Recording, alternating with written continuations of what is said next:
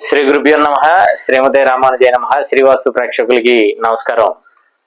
ఇవాళ వాస్తు విషయాల్లో ఇటీవల మనం ఒక గృహం చూడడం జరిగింది.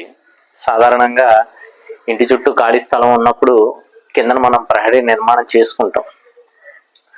అలాగే పైకి వెళ్ళిన తర్వాత మేడ మీద చుట్టూ మనం ఒక గోడ నిర్మాణం చేసుకుంటే సాధారణంగా పెట్టగోడ అంటాం.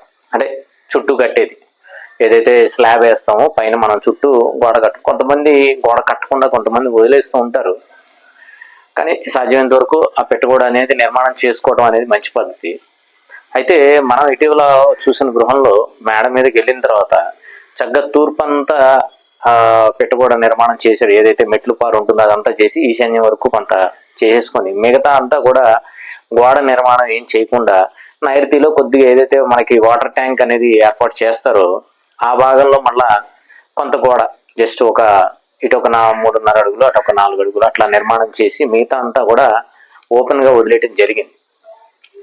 సాధ్యమైనంత వరకు ఈ గోడ నిర్మాణం చేసేటప్పుడు 4 దిక్కులా కూడా వదలకుండా నిర్మాణం చేయటం అనేది మంచి పద్ధతి. సమానంగా వేసుకున్న ఇబ్బంది లేదు.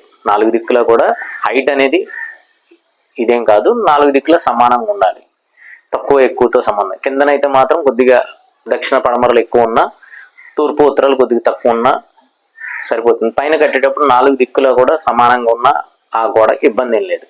కాకపోతే అట్లా కాకుండా ఒకవైపు కట్టి ప్రత్యేకంగా తూర్పు వైపు కట్టి మిగతా వైపు కనుక కట్టకుండా ఉండటం అనేది ఉత్తరం ఓకే, కానీ దక్షిణ పడమరలు అలా ఖాళీగా వదిలేయడం అనేది మంచి పద్ధతి కాదు. మీకు ఇప్పుడు ఆ వీడియోలో అది కూడా మనం ఏదైతే చూసామో అది కూడా మీరు చూస్తారు.